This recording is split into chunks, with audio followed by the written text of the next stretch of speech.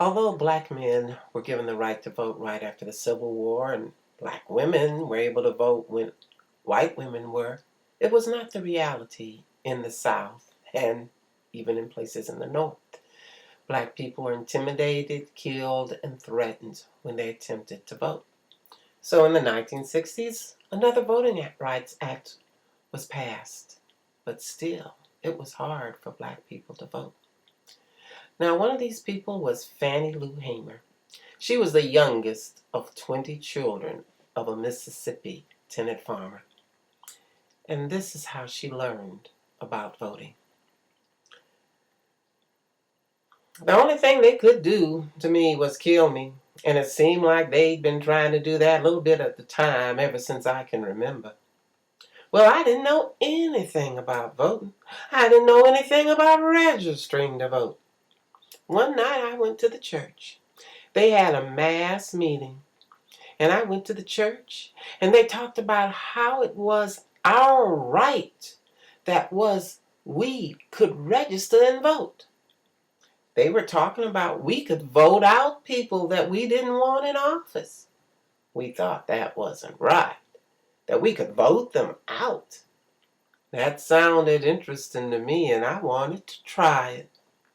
I had never heard until 1962 that black people could register and vote.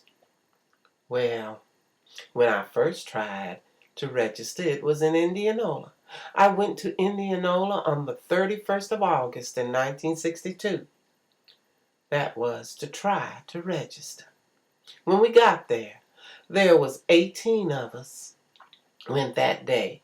So when we got there were people there with guns and just a lot of strange looking people to us. We went on in the circuit clerk's office and he asked us, what did we want? And we told him what we wanted. We wanted to try and register.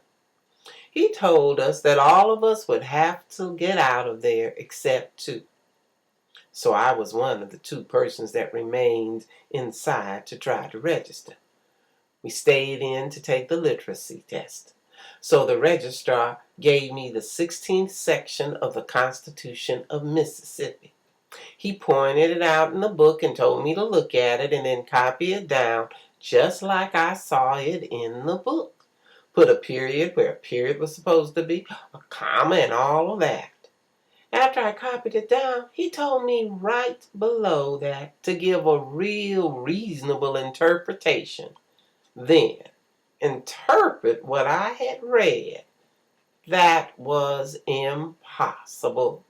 I had tried to give it, but I didn't even know what it meant, much less to interpret it.